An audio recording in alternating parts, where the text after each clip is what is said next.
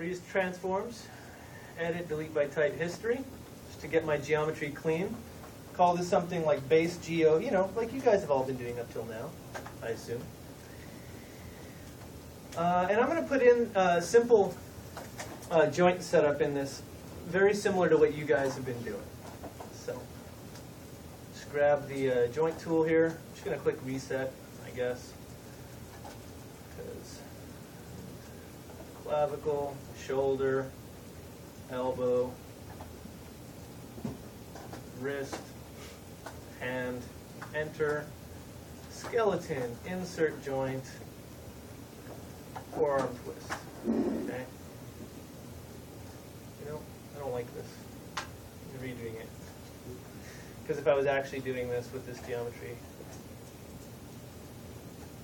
I would have less bend in the forearm. It would be like this.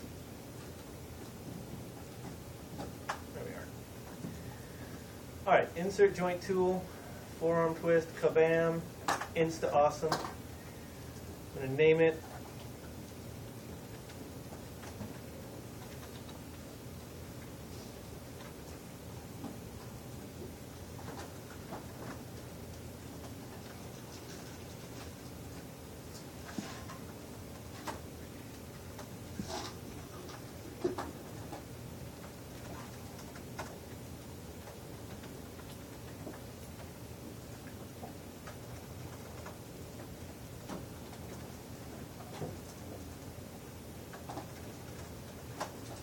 Okay, so it's all named. Super cool, right? Best you've ever seen, right? Yay! Best arm ever. Go in here. Thank you. Thanks for the claps. I did it. Did it for me right there. Okay, adjust my rotation order. Make sure it works. Yeah, it works. Yeah, so good. Amazing. So amazing. Okay. Now, what I'm going to do, because right now we only have this joint setup and our geometry. This is essentially the rough equivalent of what you guys got, right? What I want, though, is for this joint to exert influence of this geometry. And the way we do that is by applying a skin bind. Now, there's three types that Maya will give you. There is a smooth bind. There is interactive skin bind. And there is a rigid bind. Now, the interesting thing about these binds is that two of them are pretty much the same thing. One's newer than the other. That's about it. The interactive skin bind and the smooth bind, they're both smooth binds. The difference being, the interactive skin bind has more than one method to weight the joints, whereas the smooth bind just uses the old school way of doing things. And rigid bind is kind of its own deal. So what I'm going to do now is I'm going to apply each of these skin binds on my most amazing arm here, and I'm going to edit the weights to show you how to go about that. Because that's what you're going to need to do on your skeleton in order to get your character to move. So I'm going to select the root of my joint chain. Now in this case, since we don't have an entire body, the root is basically the clavicle, right? That's the senior-most joint on this chain. And I'm going to select my geometry. And in my animation menu set, I have a section called skeleton, which gets cut off by the black bar. I wonder if I can see if I can adjust this. Oh, I wish. No, nothing I can do.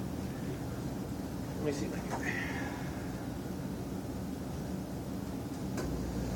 There we go. That works, right? Yeah, that works, Jonathan. Thank you. You're welcome. It's always a pleasure talking to you guys. Yeah, that's way better. Now I can see everything. That's how your voice sounds to me when you don't talk. Okay. Huh? Sorry. So skeleton is going to handle all of our joint setup stuff, and the one right next to it is skin. Skin is going to handle all our skin bind crap. So I go skin, bind skin, and here's your three options right here. So these little dotted lines at the top of these menus in Maya mean you can tear off a menu, in case you guys didn't know. So if I hover my mouse over to this dotted line right here, I can click it, and it'll basically give me a little window of that menu. Okay. So with these two selected, I'm first going to just throw a smooth bind on there. Kabam! Insta awesome.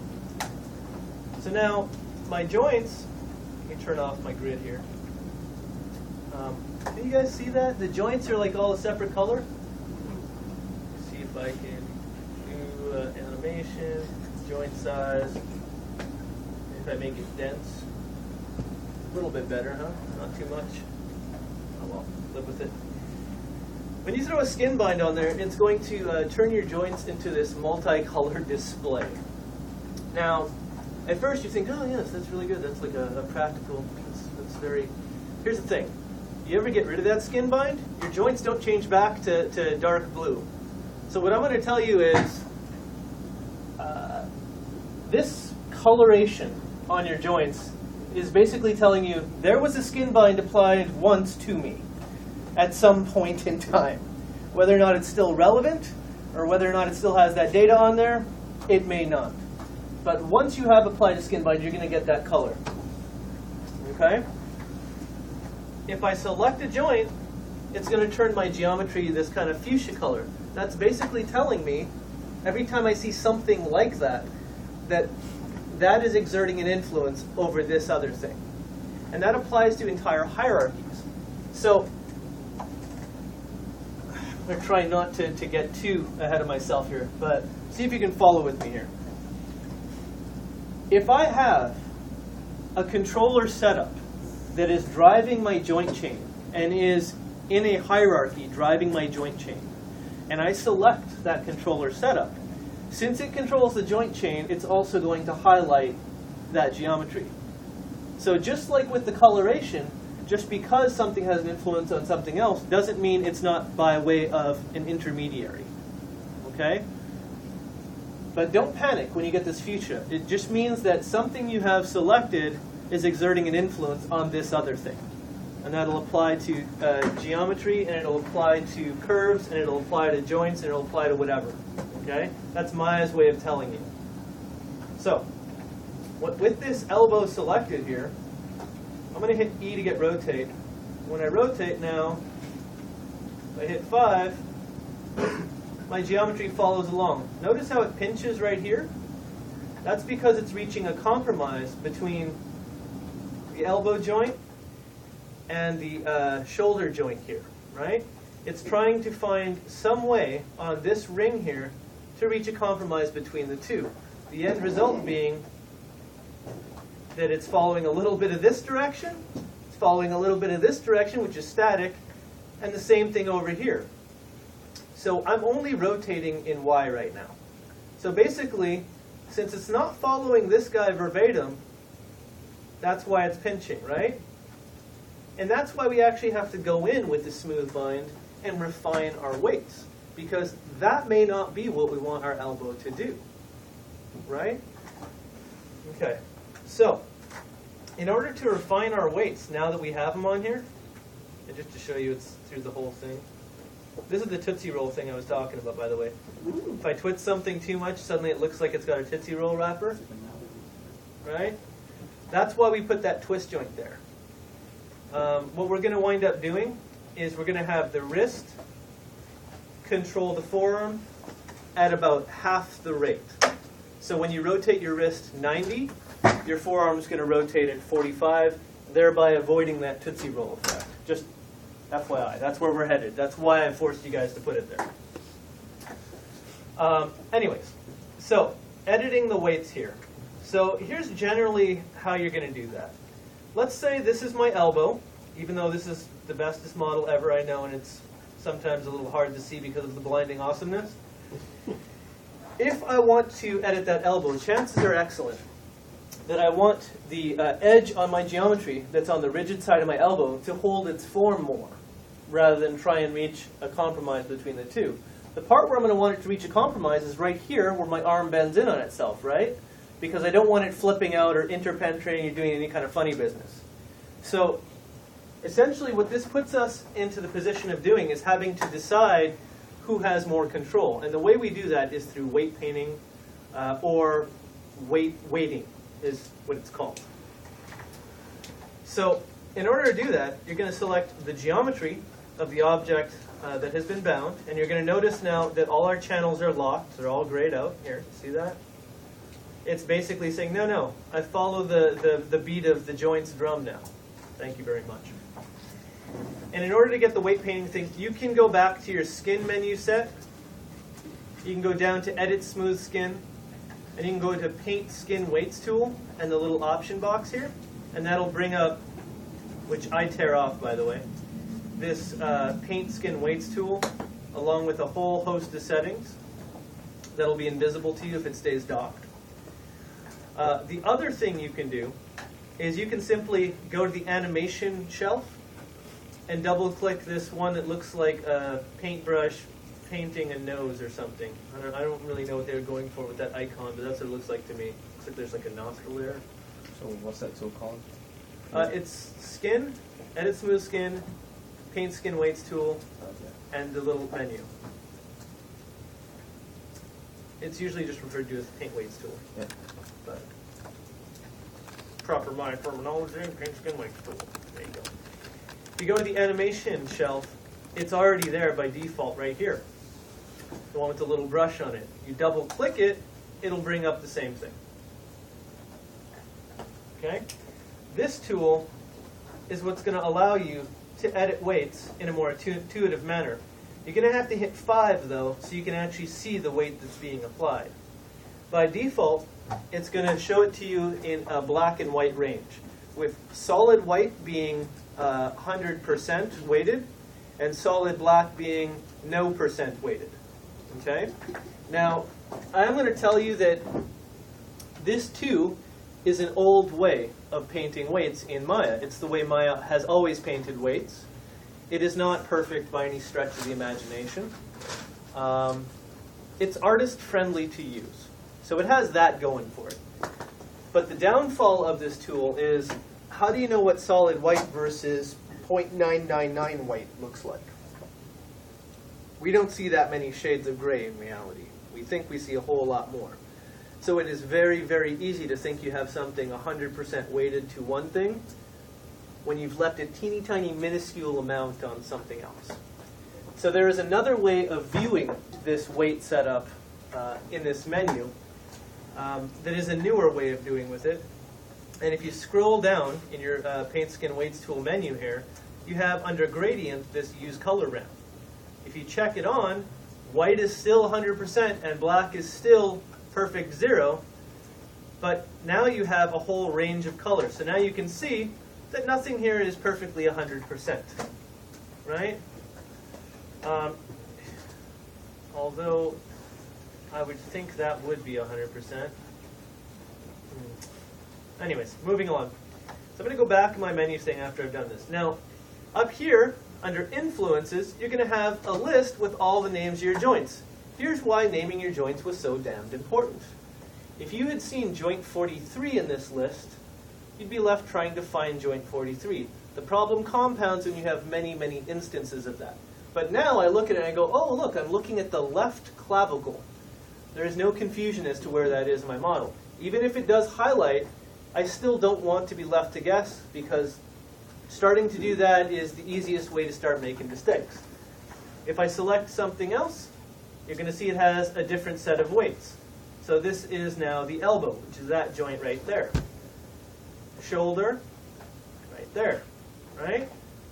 So basically, you can think about this weighting in terms of heat, kind of like how soft selection was, with blue and black being the coldest, black being, you know, absolute 0 in space or something, right? And with white being like white hot. The hotter it is, the more influence it has. So when we go down to this elbow here, we can see that we have green right on that edge loop, right around where our elbow exists.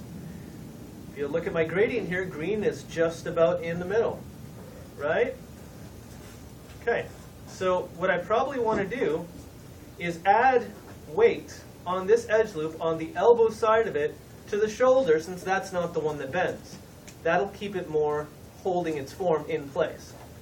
So if I hover my mouse over it, you're going to see this cursor that basically looks like ZBrush or Mudbox, right? That is my, my paintbrush tool. If I press and hold B, I can scale it up and down on the fly. B for brush. Pretty easy, right? So I'm going to scale it to something that works. The other thing I like to do right off the bat before I get too far is, sorry, I'm just laughing because Mia's having a good rest here.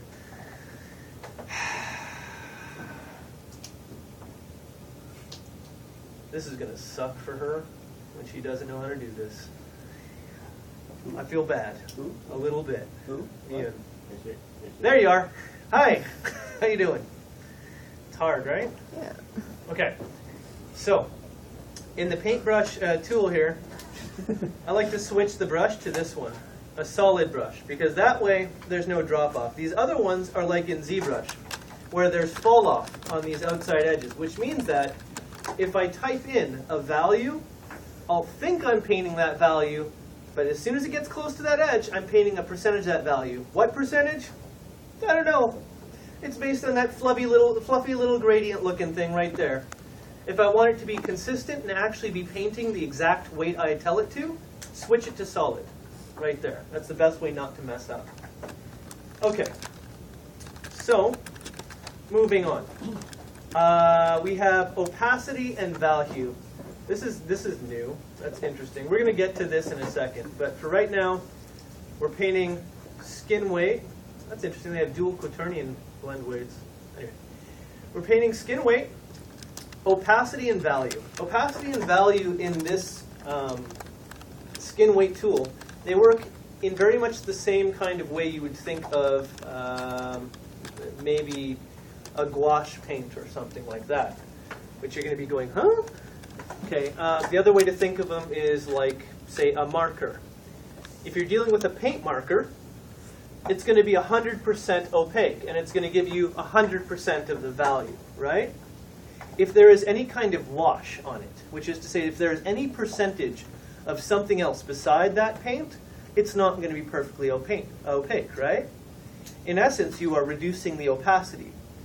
If you keep brushing over it over and over again, eventually you will get to 100% opacity, right? Even with a slight degree of alpha, right? If I have a gouache and I have a little bit of water in it, one stroke, a little bit of transparency.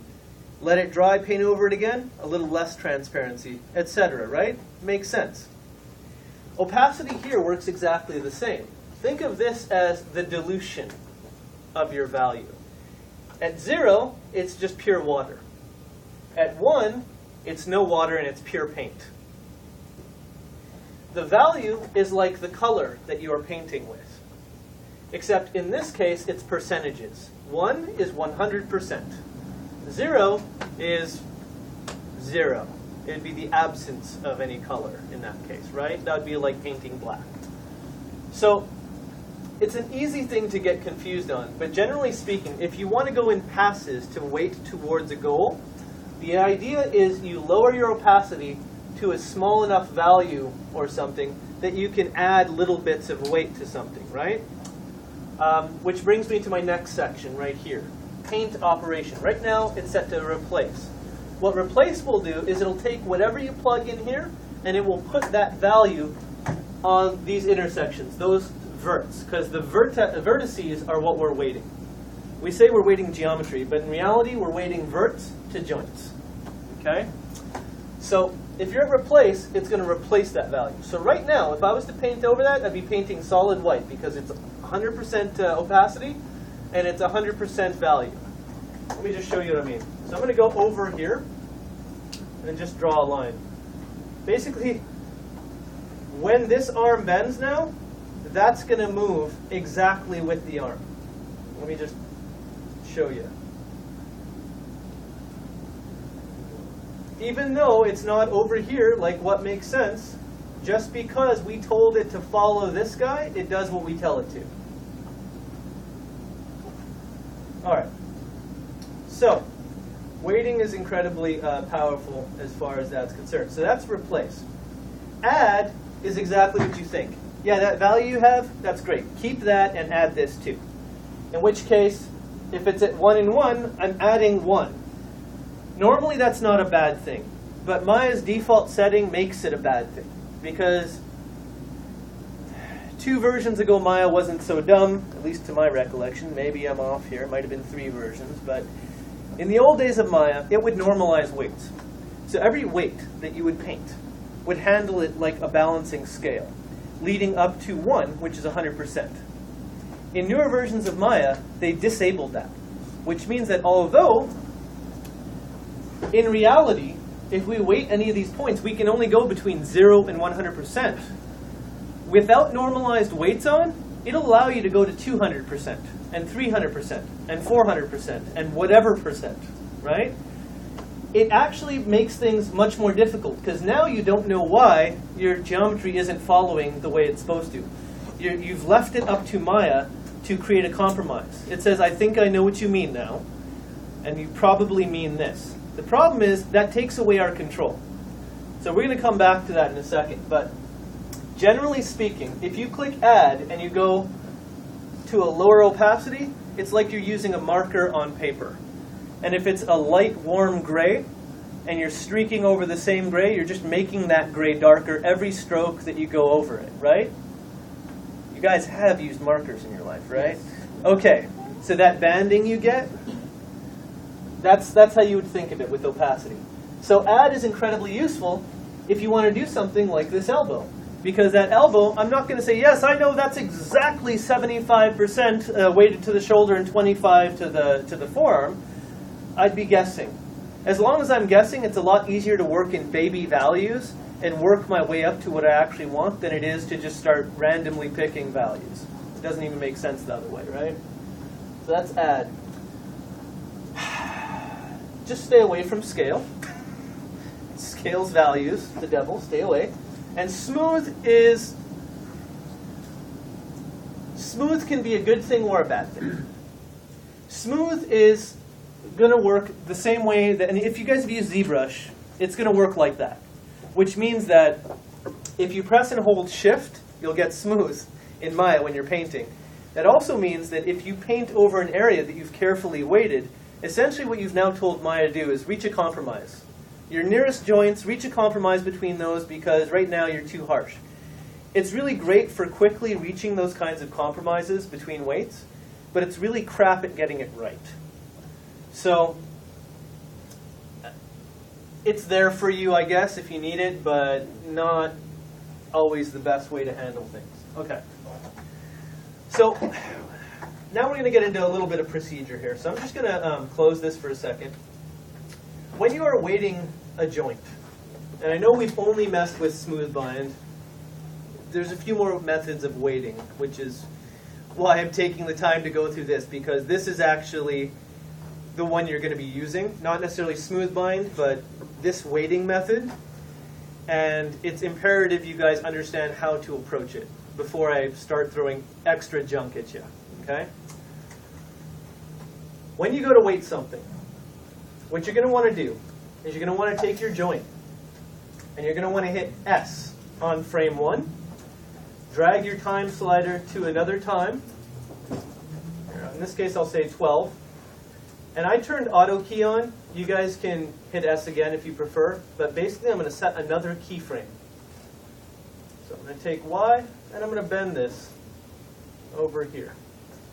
And what I'm going to do is I'm going to go to the extreme range of movement that I believe this is going to do. So right now, I have animation here. At 1, it's where it started. So if I delete these keys, I can get it right back to stock. No problem, right? And at 12, right now, it's at its maximum flex. Okay, So what this did here is it basically allows me to look at my weighting without constantly having to switch back to my tool. Because now all I have to do is drag my time slider. So I'm going to bring my weight tool back. So I'm going to double click on the little brush here. Also going to select my geometry so it knows what to weight. And so I'm going to focus on this forearm region right here. So I'm going to go to shoulder. And I can see that even though I undid that weighting I did to show you guys, it didn't get rid of it perfectly. So FYI, sometimes there's glitches. Since that is in the middle of my shoulder joint, I'm going to say that's 100% to this shoulder right here. So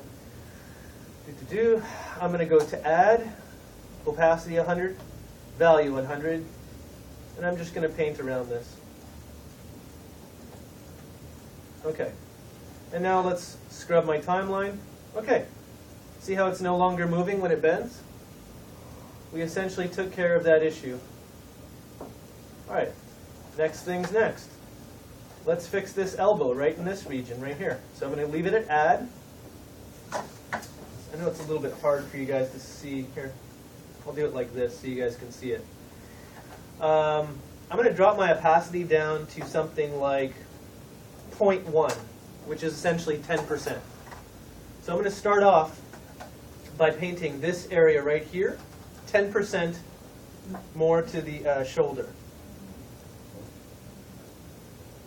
And you can see the color changed a bit. Then I'm going to scrub my timeline. Okay, you can see it's resisting a little bit more. Okay, so maybe I'll bend it a little bit. I'll give it a little bit more weight. And what you should see is it pop a little bit closer. Pop a little bit closer to this. You guys see that? So that's probably closer to what we want.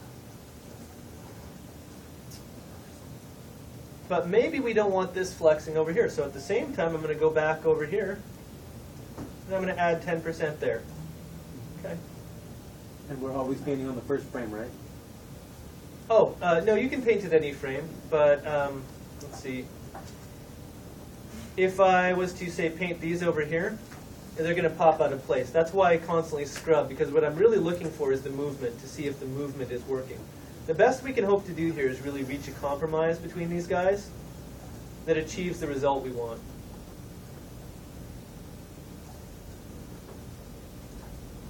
All right. So to me, that's looking like a little bit more like a rigid elbow, right?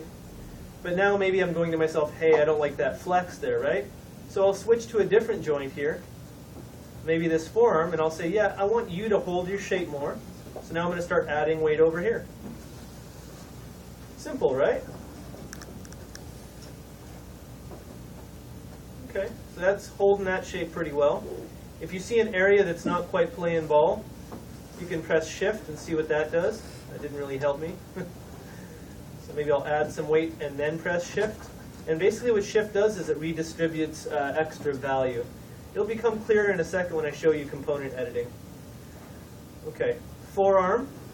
The forearm to me looks like it's doing what I would want it to, which is basically blending between this one and this one at this point, right? But this is basically the trick.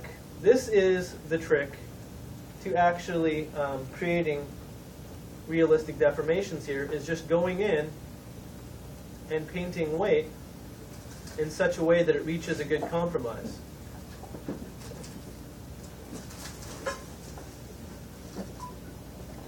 Does that make sense so far? All right. So now I'm going to hold shift.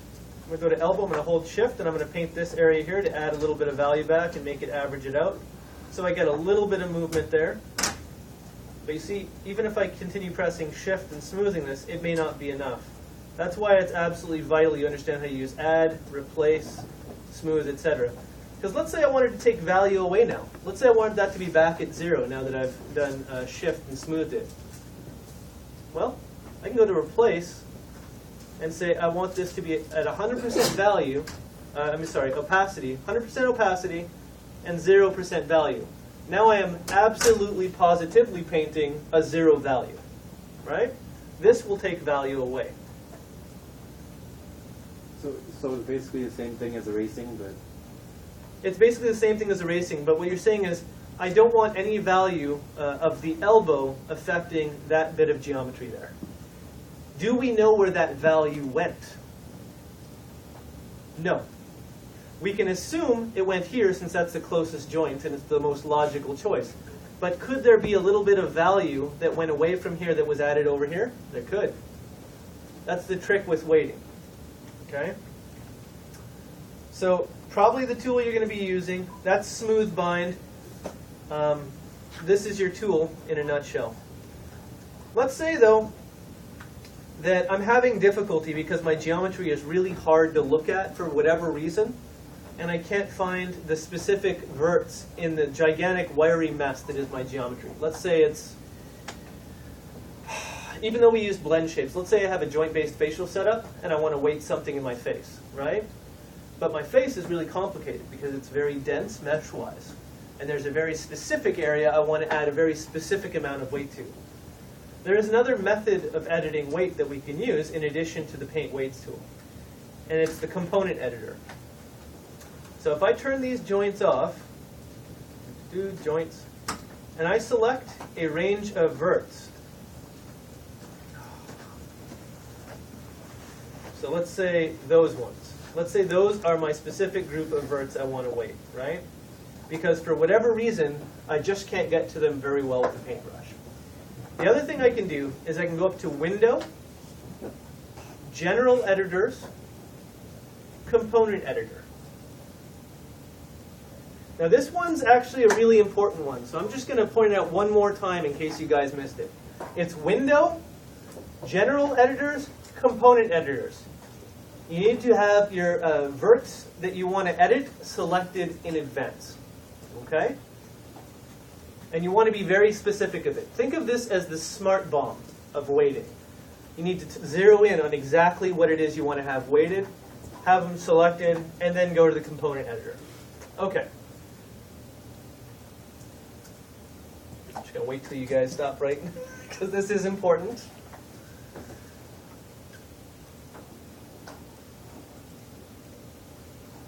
All right. So, in the component editor, it's going to start off at springs. There's many, many different things this thing will actually show you to work with. We're only concerned with one. This one. Smooth skins, right here. Just pull out your Fallout 3 terminology. Smooth skins. That's what the ghouls call humans. Over here, in the left, these are the verts you have selected.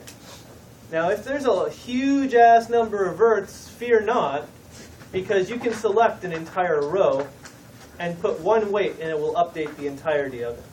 Okay? So over here, you have the vertices that you have selected. Over here, you have the joints. Ideally, they all add up to 1. That's 100%. If they add up to more than 100%, prepare for trouble.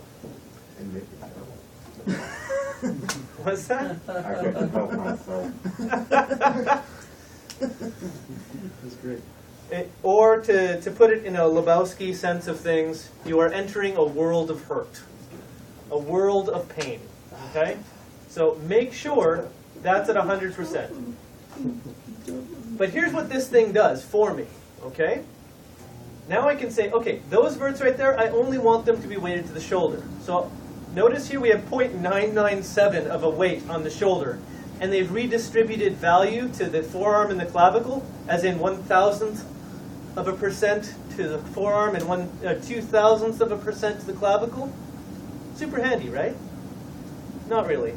For all intents and purposes, all that's really going to do is be, for the most part, 100% on the shoulder, with the possibility of giving you a screwed up looking mesh when it tries to move later, right? Because if it's meant to follow the shoulder, and 3,000ths are both following the forearm and the clavicle, what you may wind up with is a few verts hanging off in space when you're trying to animate your figure.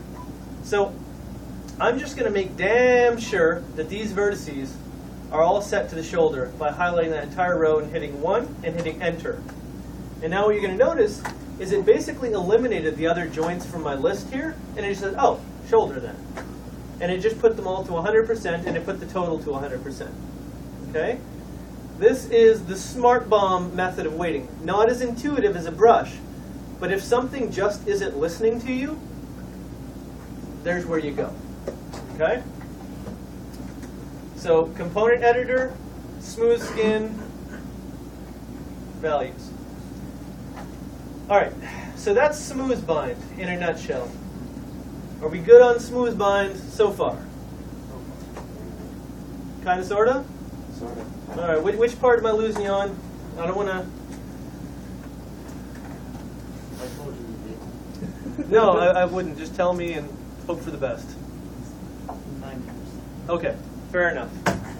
I'll go through it again, but I'm going to move ahead before I do, just to make sure I get through it all. We're not going to do it to the model. Make sure it's everybody else's. You're doing this first. Huh? I don't want to hold everybody else.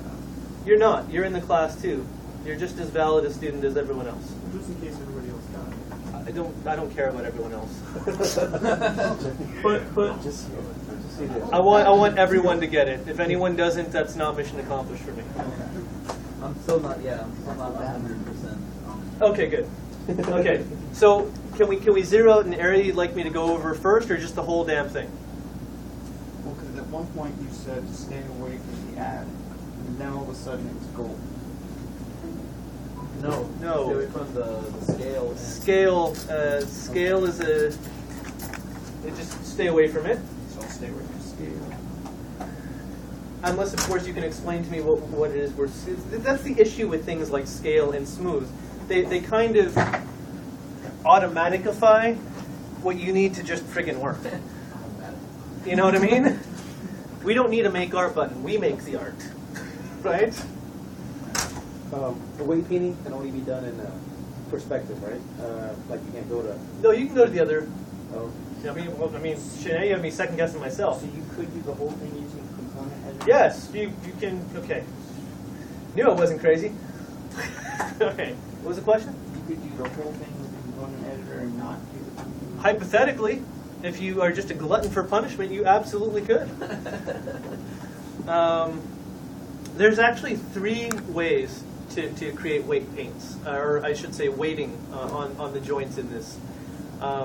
This is just the first one, which is kind of why I want to make extra sure that you guys have it, because if you miss out on the most common method of weight painting, you're going to be stuck with the more complicated ones. You know what I mean? You're going to be relying on. It's just no, we're not doing that. Okay, so let's do this. I'm gonna show you how to get your geometry free of the skin bind we just applied, right?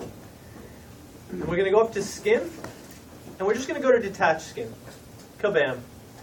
Now our geometry is free of the influence of our joints here. You can still see the joints working. Okay. I'm going to apply it one more time. So I'm going to select the parent joint. In your guys' case, it's going to be the root of the skeleton, right? Because that's the biggest daddy. It's the parent of everything, right? I'm going to select the geometry. Now, before I get too far here, I just want to point out, I know 1 or 2 of you have a separate head than the rest of the body. The only difference you guys are going to wind up with is that your head has to be weighted separately. Maya loves to crash when you try to tell it to do both pieces of geometry at once. Okay. Yeah, question? The first time, did you select the parent joint only? Yeah. Okay. So you don't Parent- have to select every single joint, just the parent. I just selected the parent joint. The reason the rest of it highlights is because it's all a child. Okay. Then I select the geometry. And then I'm just going to click smooth bind. Done. So now it is, yep, Do we select, in ours, are we going to select the root or just like The root. certain part of the arm? Okay. as I said before, it's going to be the senior most parent. In your guys' case, unless you have been doing it wrong, it's going to be the root of your entire skeleton, because that is the parent of everything. We need that to work that way so we can set up our global control and have a method of control for our entire rig. Yeah. So, in this case, since I don't have a root, although I could make one if that would make you guys feel better, should I just make a root over here somewhere? No, we get it. Okay, good. So I'm going to select the root. In this case, it's L clavicle, because that's the senior-most parent. Geometry, and smooth bind. Did I do it already? No. Clavicle, geometry, smooth bind. Okay. So it is now bound. What you're going to notice on your guys' things, though, is that just because it's bound doesn't mean it's going to work as relatively smoothly as this arm. Because you're going to wind up with areas where joints are in close proximity to other bits of geometry and other joints, namely the hand. The hand is the devil for your weighting. You're going to have lots of fun with that, unless it worked great, in which case, more power to you. If your legs are too close, standing too close to one another, that's another area where it loves to share weighting between the two sides and really piss you off. Loves to do that.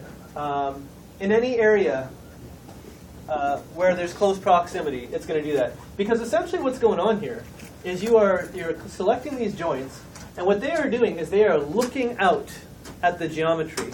Kind of like how normals do when you take a low-poly normal cage, for those of you who had 3D modeling. No? Yes. Okay, good. So when you are expanding the cage, it's basically looking back in on itself, right?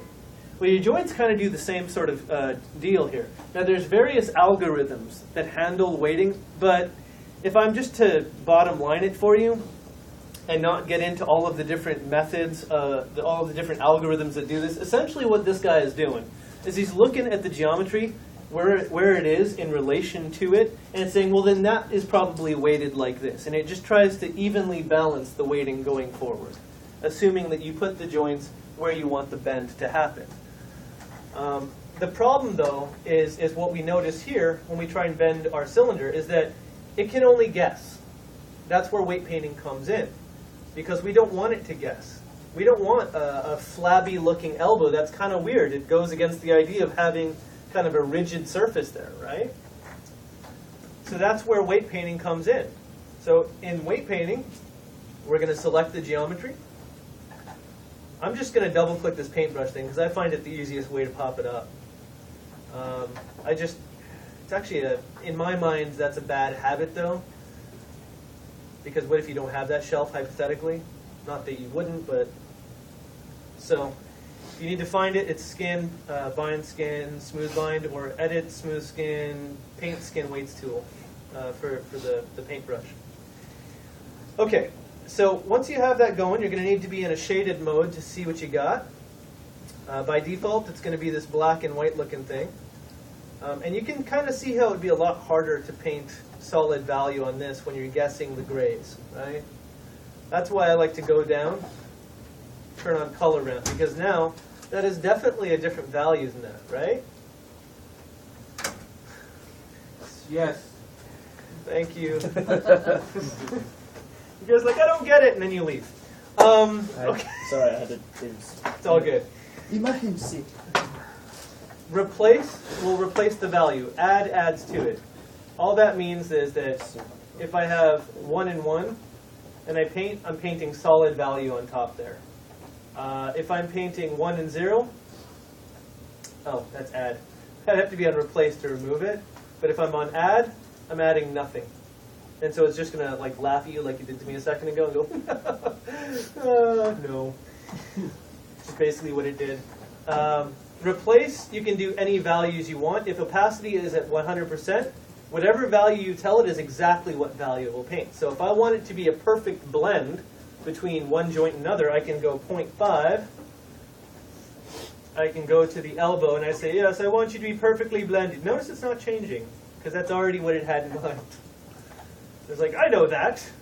If I go over here, though, it's going to turn it green, because that's what 0.5 looks like in this color scheme. And even if I paint over them, that doesn't change it. That's still 0.5. Right? Right. Yes. Okay.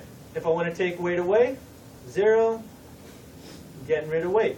Removing influence. Essentially what it's going to do when it removes these influences is it's going to redistribute that weight to the other joints in the hierarchy. So, do I know where it put the weight I just took off? No. No, Maya just kind of did its thing, and I have to hope for the best, pretty much. So, if I go and I grab these verts over here, and I turn off my ability to select joints. That one. If I go and I select some of these that I took weight off of, and I go into my component editor, we're going to see. This is Maya's bright idea of how it should redistribute that weight. So now you have 7/1000ths on the clavicle, and you have 1/1000th on the forearm, and it's all going to add up to that value that I took off. If I don't want anything on the clavicle, what I'll do is I'll just drag a list down here, go 0, get it off the list. Same thing here. And what that'll do is that'll force it to redistribute that weight elsewhere. And now you'll notice 1, something's got a stupid value on here. Or not. I don't see it. Do you? No, we don't see it either. Okay, let's just back in. 0. Okay, well if I hit 0, it zeroes it out. Now we have, on those vertices I just selected, a weighting that makes sense to us. It's very easy to look at, it's very easy to work with, because it's just damn well weighted to the shoulder, right? So weight painting is, it's intuitive. It's easy to understand. Replace, add, smooth, choose the brush, choose the value. Even if it doesn't seem it right now, I promise, it's easy. Component editing is a little bit annoying, but you can't have one without the other. I mean, I know it seems like you should be able to get away with just weight painting. You might be able to, but there's going to come a point in your rig somewhere where weight painting, it just isn't cutting it. It's just not doing what you need it to. And that's where the component editing comes in, where you can tell it exactly what to do. It usually happens when Maya thinks for you, and it gives you 2/1000th of a weight on some random bone that you don't really need it to. Okay? Okay, so that said, there's one more thing that I didn't cover that you'll probably want to know as well, which is if you select a set of verts, you can actually weight paint just those ones right there without any fear of accidentally painting over here. Because now if I try and paint over here, even if I have it add 100%, it's going to ignore me like I'm stupid because I only have these verts selected. So I can also highlight verts to specify a range I want to paint, right? Okay. So does everybody understand replace, add, and smooth? Yes. Okay. Flood. Flood is basically whatever value I tell it here, just put that absolutely verbatim on what I have selected. So in this case, I have these three rows selected, right? So if I drop this value down to 0.5 and I say flood, it's going to put it 0.5 right there.